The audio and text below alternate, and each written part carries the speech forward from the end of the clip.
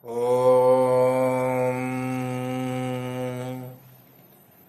गणानां त्वा गणपतिगुं हवामहे कविं कवीनामुपमश्रवस्तमम् ज्येष्ठराजं ब्रह्मणां ब्रह्मणस्पत आनः शृण्वन्नोतिभिः सीदसादनम् ॐ महागणाधिपतये नमः। ॐ श्रीमते जैमिन्याचार्याय नमः। श्रीतलवकारगुरवे नमः। अस्मद्गुरुभ्यो नमः। हरिः ॐ. So let us today continue our learning process of Jaimini Sutras. As per previous video, Dara Argala Nidyatuhu, we are learning about Argalas. Argalas are very important in predicting the life events of any horoscope or any person, and they are one of the salient features or building blocks of Jaimini school. And in continuation of that Dara Argala, we will continue another Argala, which will complete the Argala, main Argalas, and after that we'll continue with some demonstration videos. So just reminding that Argala is like a hinge or a door where we have the planet which is aspecting, which is called Nidhyatru, and Nidhyatru is any planet situated in a sign getting aspect. It's aspecting, and from it there may be planets, and if they are placed in fourth, which is top Argala, that means it's like a supporting for one who is aspecting for the cause of aspecting. But fourth is not only that, we have second place also, Dara Bhagya, and Sula is 11. In that order, we have to understand the top is fourth, and 2 is second grade, and 11 is the last one. So in that way, Purnam Tadardham, we can say like that, that is full, half and quarter. In that way, when we study that sutra, but in continuing to the sutra, we have Kamastatu Bhuisa Papanam, which will be the main topic for this video. In that we have Sula, which is 11th. So for 11th we have a third, which is a equidistant from the aspecting planet. So it is what this is the meaning of hinge. So equidistant also means Argala. So this equidistant means moving same signs from any point, for example, say aspecting planet, and in forward direction, if we move the same distance, we have to move in the backward, so that we'll have certain force exerted by a forward planet and a backward planet, which will be opposite in direction, in just like a analogy of door and its hinge. That is the concept of Argala, and this equidistant principle, which is the salient feature of Jaimini astrology, which will be appearing in many different levels in coming future lessons. However, we have 4 to 11, that is what Dara Sula, but for 11 it is having some special. Why?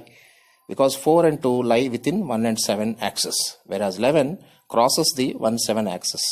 It falls in more than 7. So in order to understand that, Maharshi gives another sutra, which is not supposed to be as a opposite force to the 11, but pertaining to certain conditions, it can also act as a joining force or helping force or a positive force. How? This is what Sutra Kamastatu Bhuesa Papanam will say. Here, 11th is also equidistant to 3rd from any sign. So 3rd is being stated here, Kamastatu Bhuesa Papanam. Here Kama means as per Katapaya 3, whereas the meaning is desire. So here there is something coming into picture called Kama, which is the force, driving force for the soul to come down. So for that we have Kama as a 3rd, and Stha means to stand firmly. So Kamasthatu, tu is very important word. Its meaning is but or be strong, and Bhuyasa is an indeclinable word which is exceedingly or in a higher degree. And Papana means evils or papagrahas or malefic planets in an astrological context. So the entire sutra conveys a purport of Kama Argala, whereas in the previous sutra we have Dara Argala, and here it is a Kama Argala. In that name we will be denoting entire for our lessons sake. So purport of this sutra is, whenever the planets, which are generally here because it is stated clearly malefic planets, so which are they will come later on, but malefic planets placed firmly in the 3rd from the Nidhya through, that is the aspecting planet, are exceedingly strong Argala contributing planets. So not only 11th is Argala, but 3rd is also, though it is equidistant to 11th, can act as a supporting force provided it contains Papanam, that means malefic planets.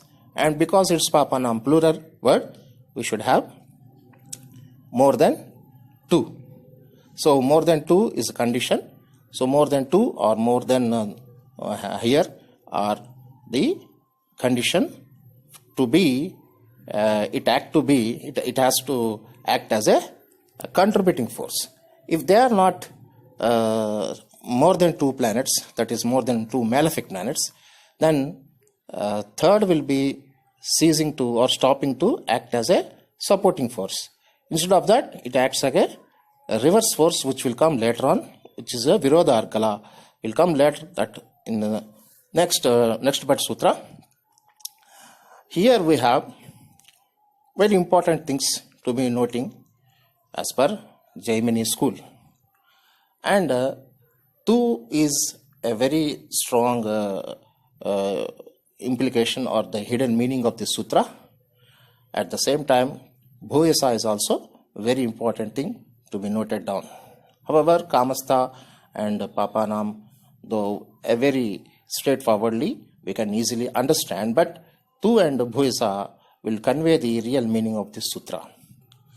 Before that, explaining that sutra in detail, we have to see the next sutra which is connected to this sutra, which is the Kvachit Sadgrahanam Sutra. Kvachit means sometimes, Sadgrahanam means benefic planets.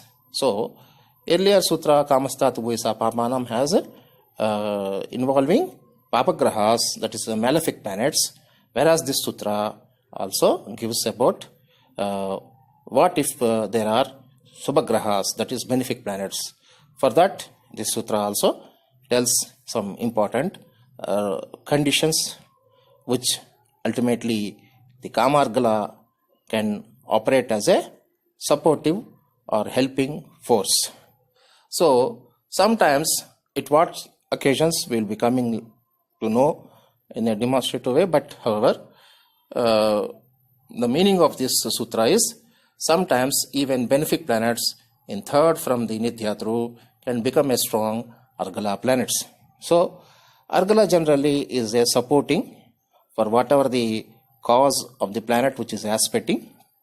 So these planets, that is Dara, Bhagya, Sulastha, which are the Dara Argala 4 to 11, are one primary Argala or supporting forces, whereas the second force is called Kama Argala, which is third from the aspecting planet, and provided this is a special rule where in certain cases even benefic can become supporting planets for the one who is aspecting, and malefic planets also, that is more than two malefic planets also contribute to the aspecting planet.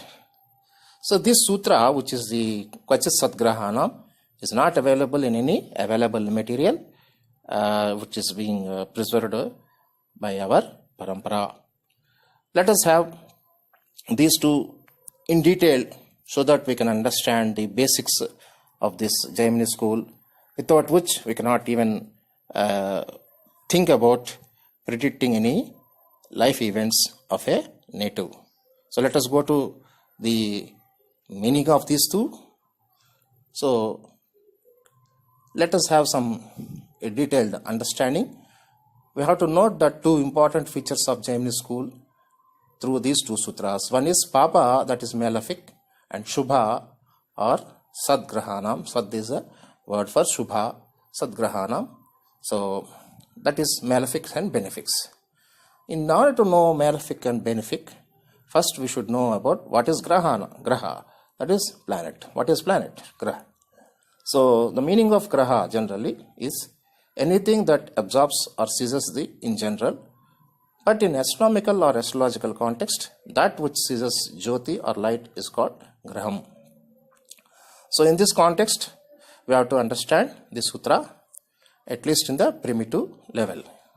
What are they, and what is that Graha, what are they, and how they are decided so? 7 celestial objects starting from Sun to Saturn are Pratyaksha or observable planets because they possess apparent diameter. That means like a disc shape. So whereas ascending and descending nodes are apratyaksha, that is not directly visible, or inferable planets without any observable diameter, that is disk, bimba parimanam. But their existence is observable only during occultation or eclipses. This is very important. So though which are not visible appear to be at certain situations, their existence is or their presence is felt or inferred. So overall, in general, that is grahas, there are 7 celestial objects which are pratyaksha and 2 are apratyaksha. Now coming to next further understanding of these terms, however, all these mathematical points are to be considered from their center. So this is very important concept in sunrise and sunset of a sun. We have to take the center of the sun as the, so whenever we say planets, their longitudes, they represent the center of the disk rather than the edge of the disk. It is quite obvious. So this is how we have to take into consideration that whenever a longitude of a planet is stated, it means the center of the that physical body. If it is not a physical body, some mathematical point whose presence can be known through occultation.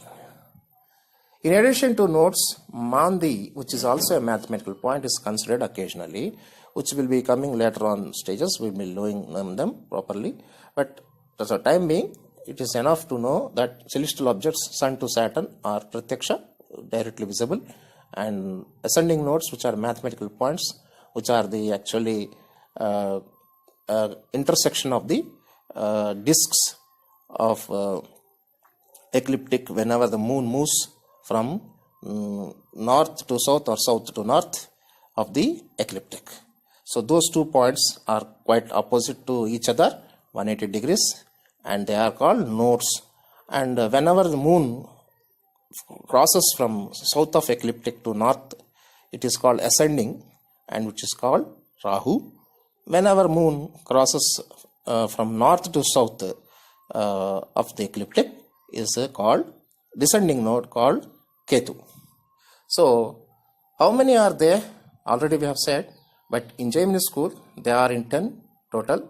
As per the Sutras results, we will be coming know that Sun to Saturn, Rahu Ketu and Mandi. So totally they are 10 number, which are classified as luminaries, non-Sun and Moon, non-luminaries, Mars to Saturn, and shadowless nodes and Mandi. How they are classified into benefic and malefic? Here, in order to do that, we have to understand that there are some classics in other schools which we can draw, because as per the Jaimini Sutras, Horadaya Siddha, other schools also to be considered whenever there is a basics is needed. So, unconditional benefic planets are Jupiter and Venus, and unconditional malefic planets are Sun, Mars, Saturn, nodes and Mandi. So we have here unconditional phenomena as benefic and malefic, whereas there is another category called conditional planets, which are Moon and Mercury. What is this conditional and non-conditional or unconditional? So we let us see. The trickiest part of learning lies in determination of Moon and Mercury, right? So here, because already there is no any ambiguity in Subha Grahas, Jupiter and Jupiter and Venus, and Sun, Mars, Saturn, Rahu and Ketu and Mandi. But whereas Moon and Mercury comes, it's very tricky to understand until unless we don't study other schools of branches thoroughly. Moon is malefic if it is within plus or minus 90 degrees from Sun. That means also 30 Pakshabala. In Pakshabala, that is waning and waxing, that phase of Moon. Whenever its phases are more than 30 and full, then it is benefic, and whereas it is less than 30 or 0 is treated as malefic. This in the other way around, we can say if it is within plus or minus 90 degrees from Sun, either way from equidistant. So this is how equidistant principle also appears here, and the same principle is taken care here. This is how in this school we have to consider Moon as malefic or benefic. So whenever it is within the range of Sun with reference to its malefic and benefic depends. Therefore, it's a luminary also. Whereas Mercury, coming to note that Mercury is benefic when either conjuncts with unconditional benefics, Jupiter or Venus, or alone. There are the three states. One is alone, another is combining with Jupiter or Venus or both. It is the situation where Mercury becomes benefic. Whereas Mercury becomes malefic when it conjoins with malefic Moon or unconditional malefics. So in these two statements, we know that a straightforward answer. However, there is another situation. Though it is alone, we can understand, but it is with both of malefic and benefic. What is the state of Mercury, which is not being treated by any classical texts in detail, either by commentaries, but we have to understand by knowing the intricacies of other schools in other related situations. Whenever Pravraja and all those things comes in Varahamihira, we'll come to know that there is a mention when there are more than 4 planets, 4 or more than 4 planets are in a sign, then the strongest among them will decide the results, whatever they are supposed to give as per the Pravrajya. And from that, we can understand the importance of Shadbala. So this means that if Mercury is with both a benefic and a malefic, and in order to decide way it is bending or colluding, then the strongest among these benefic and malefic will decide the nature of Mercury. For example, Jupiter is stronger, and Sun and Mars, for example, are combined with Mercury along with Jupiter, for say. Even then, if Jupiter is stronger than Sun and Mars, then Mercury becomes a benefic. This is one rule, and this is how Shadbala importance comes into this sutra. So Shadbala means we have to have varahamihira school properly calculated, understood, then only we can know the nature of Mercury. So we will be having one doubt that how you draw this conclusion that Shadbala is very important. So in the sutra itself it is hidden. Let us see. That sutra is Kamasthato Bhuisa Papana. So 2 is specifically saying that but or be strong. So but it represents for 11, that is 11 is the Sula Argala. For 11, third can be a Argala. That is the case where but is used here. However, strong is also another meaning of but, that is 2. Therefore, exceedingly strong is Bhuyasa. So 2 Bhuyasa means exceedingly strong. So exceedingly strong means whenever there are planets, the one who is exceedingly strong, it should be understood. And strong here is Shadbala. So 2 is the Katapaya for 2 is 6, which is Shadbala indicator. Whereas how many planets are there? For example, say we have all the 10 planets, but we have to consider one planet to be removed from them, separated from them, because it becomes Nityatru. So removing the aspecting planet, then whatever the number we have left with is 8, because Mandi is not considered here. For the time being, Sun to Ketu, that are 9 planets. And if we consider one planet as the aspecting, then the remaining are total 8. But say that the 7 planets are there, and among them we have to consider the Shadbala. That is what we are saying. So Shadbala is not for any nodes. That is very clearly stated by all the texts. Therefore, Shadbala is not applicable to Rahu and Ketu. So Shadbala is only determined or applicable to 7 planets from Sun to Saturn. Therefore, Bhuyasa exceedingly 2 is strong, implies that 7 planets, among the 7 planets, the Shadbala should be applied. How we will know that it is 7? So again, the Bhuyasa word is very significant in this regard.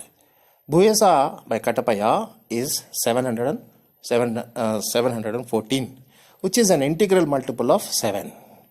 Just like we have Ruksha, which is an integral multiple of 12, that is 60. Ruksha is equal to 60, so integral multiple of 12. That means it's a sign indicating signs. And Rukshani is 560, which is the integral multiple of 28. So it is also indicates 28 stars. So in that way, integral is a phenomena or property of Rashi. So Rasi, Sarvatra Savarana Bhava Rasiyascha. Rasi is not only sign, mathematical operation or an integral number. So in that way, this Bhuyasa means 714, which is an integral multiple of 7. Therefore, it implies that we have to consider 7 planets and their Shadbala, not Rahu. So this is how Sutra tells about. And another way of looking into this concept of Jaimini, because It starts with Rasi, and Tanishtas Tadvatu means the planet which is posited in that sign. So, the first basis for any planet is Rasi in this school. Therefore, Rasi significance predominates to a planet, predominates over a planet. Therefore, if we take Bhuyasa and divide it by 12 also, we get 6 as the remainder, which is the sign Virgo, in which all the 3 states, that is exaltation, Mool Trikona, and own sign for Mercury are being clearly, we know that. It means that that is the sign which is the strongest among all signs. However, this Buddha sign, since it is being mentioned here indirectly, it also means that Buddha is to be considered in a very special manner. So, whenever he conjoins with the malefic or malefic, then the nature of Buddha changes. Therefore, the sutra continuing to it is Kvachit Sadgrahanam, means some planets, not only malefics, benefics also will apply in Argala consideration of particularly this Kama Argala. Well, let us come to that in a very detailed manner again. So, we see when Mercury is malefic when it is conjoins with malefics, and benefic with the benefics. But when it is with both malefic and benefics, Shadbala is a predominantly deciding factor for deciding Mercury's nature. So, in order to have further understanding or deeper meaning of these sutras, these 2 sutras, you have to consider this aspect very importantly in this school. It is the same with the Jaimini school. What we have till now we have analyzed in other schools, based on other schools we have analyzed, but coming to Jaimini school, it is somewhat changing in some context. That is how Kvachit Sadgrahana means. So mostly it is same, but in some special situations they change. This is one meaning of Kvachit Sadgrahana. So these are the special rules worth considering whenever this even Subhagrahas can become Bhavagrahas. Kvachit Sadgrahana means even sometimes Subhagrahas can become Bhavagrahas. Just like Moon and Mercury we thought generally as Subhagrahas, they become conditionally as benefics to malefics. Similarly, Jupiter, Venus or benefic moon also becomes sometimes as malefics as per Jaimini analysis.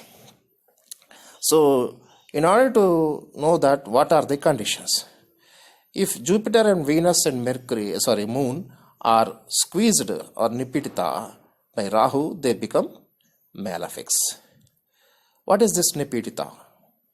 So, what is squeezing or nipitita by node means? Whenever ascending node Rahu becomes either Atmakaraka or Sambhodhana Atmakaraka to Jupiter, Venus or Moon, then these 3 planets who are being squeezed by Rahu become a malefic.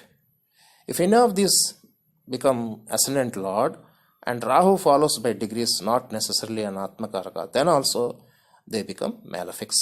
So these rules are all applicable only in knowing the results, but not in longevity calculations. So we have to consider a very unique and different salient feature of Jaimini school, because this school takes so many different way of analyzing the facts in its own way. Therefore, the rules that are to be considered in this school are special and they cannot be mixed with other schools. In this way, this Sambhodhana and Atmakarakas by Rahu will create a little bit in our change in our analysis of or understanding of benefic and malefics. As per other schools, we have a clear cut picture, whereas in Jaimini, these things little bit change. Let us see